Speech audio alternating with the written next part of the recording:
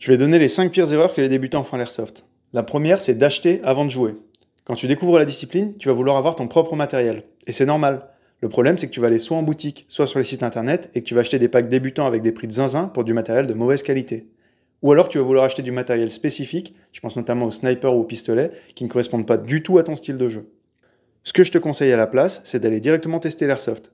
La plupart des terrains proposent de la location de matériel, ça coûte une quarantaine d'euros et ça va permettre de donner une idée de ce qu'est réellement l'airsoft.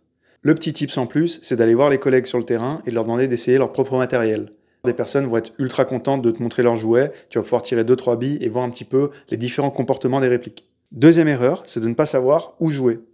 L'airsoft, c'est un tout petit sport et il est pas rare de devoir faire 1 heure ou 2 de route avant de trouver des copains pour jouer. Pour trouver des parties, tu peux chercher sur des pages Facebook, des sites internet ou des groupes Discord. Je t'en mets 2-3 dans la description. Mais il y a une autre astuce. Il y a un joueur du nom de Flamby qui a créé une carte interactive qui permet de recenser tous les pratiquants de la discipline.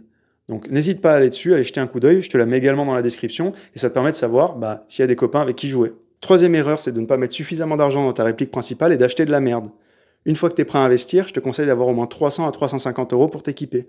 Et là, tu vas vouloir certainement une réplique longue et une réplique de poing, style un pistolet. Renseigne-toi auprès des associations proches de chez toi, mais sache que, suivant la puissance de ta réplique principale, c'est pas obligatoire. Ça te permet de mettre plus de budget dans cette même réplique et d'avoir du matériel de meilleure qualité. Que ce soit au niveau du lanceur, mais aussi des batteries, des chargeurs et des billes. Ça permet d'éviter les incidents de tir et de passer des meilleures journées avec du matériel qui te correspond mieux.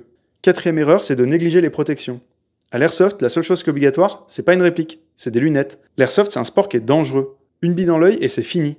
Ce que je te conseille, c'est d'acheter du matériel exprès pour l'airsoft, avec la norme EN166B et pas une autre. Ça passe par une protection complète de l'œil et une rétention active, c'est-à-dire pas ça. Malheureusement, tu verras beaucoup de joueurs avec ce type de lunettes sur le terrain. Le problème, c'est qu'une bille qui ricoche par le bas, elle passe sans problème ici.